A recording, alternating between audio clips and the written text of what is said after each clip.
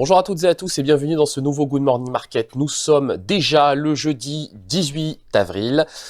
Pour aujourd'hui, nous avons des marchés qui, une fois n'est pas coutume, sont baissiers. Baissiers car la publication des indices PMI, les premières estimations des indices PMI, notamment en Allemagne, ont bien évidemment déçu les opérateurs. Ça se constate au moment où je vous parle sur la paire euro-dollar et même sur d'autres indices, sur les indices européens dans leur ensemble. On a vu hier par ailleurs que, que les indices ont battu tout simplement de nouveaux records, de nouveaux plus hauts.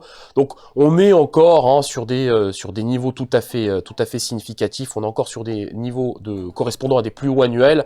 Rappelons que nous sommes dans cette 16e semaine, dans la 16e semaine, pardonnez-moi, de cette année 2019, et que sur les 16 premières semaines de l'année, au moins 13 ont été haussières.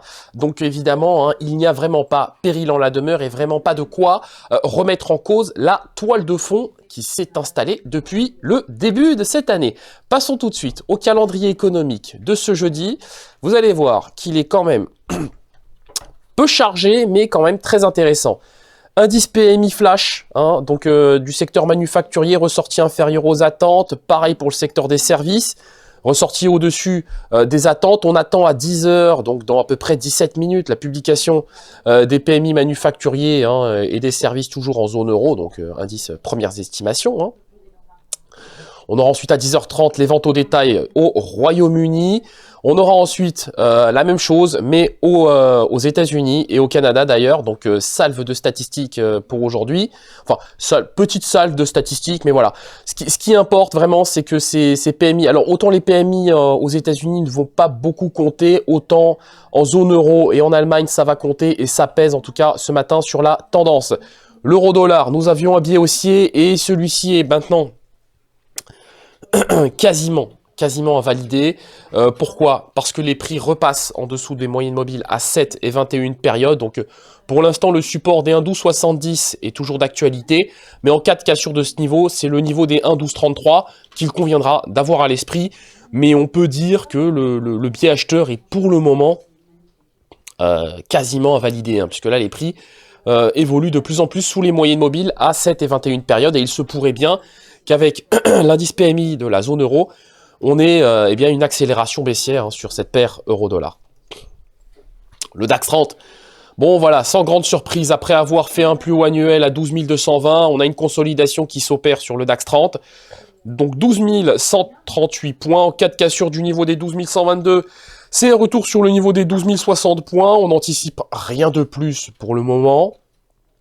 Pas une baisse plus importante sur le DAX 30, simplement une phase de consolidation qui est bienvenue, disons-le, phase de consolidation bienvenue, de l'ordre de 3 à 4% sur les prochaines séances, donc c'est notre biais chez XTB depuis plusieurs jours, et nous le conservons tout simplement. Nous pensons que ça va au moins faire le niveau des 12 060 points, au pire le niveau des 12 000, mais bon. Disons que pour le moment on se focalise sur le support des 12 122 et qu'en cas de cassure on saura quel niveau avoir à l'esprit. Le Dow Jones 30 qui lui aussi poursuit, alors après une fois de plus avoir fait au même titre que d'autres indices US et homologues européens le niveau des 26 000, battu de nouveau plus haut annuel, 26 554. Retour de la toile de fond baissière, 26 345.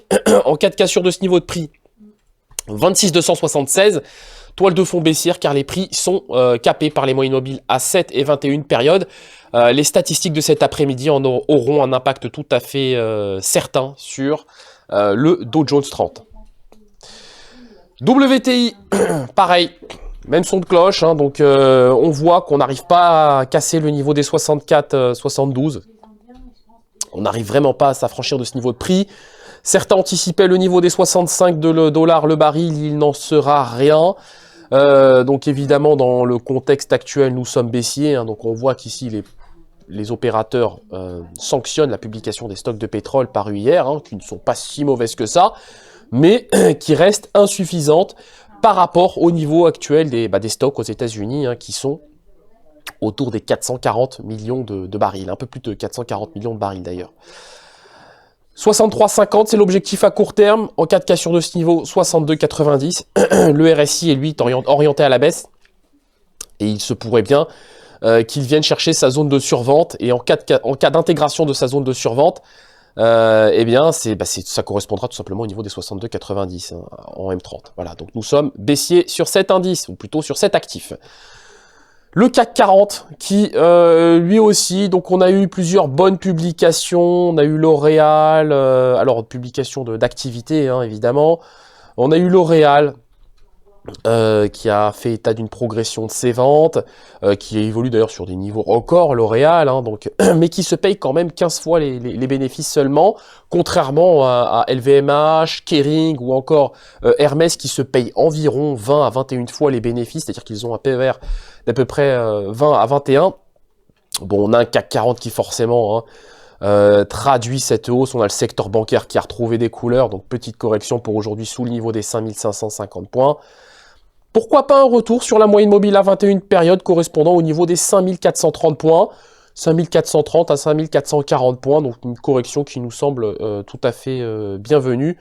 Bon, plutôt que de parler de correction, on parlera une fois de plus ici de phase de consolidation. Donc consolidation, pourquoi pas anticiper sur cet indice CAC 40. Merci d'avoir suivi ce Good Morning Market. Nous allons nous quitter sur cette note. Nous vous souhaitons, comme d'habitude, une excellente séance de trading, une excellente journée. N'hésitez pas à partager, liker ou encore commenter cette vidéo. Au revoir.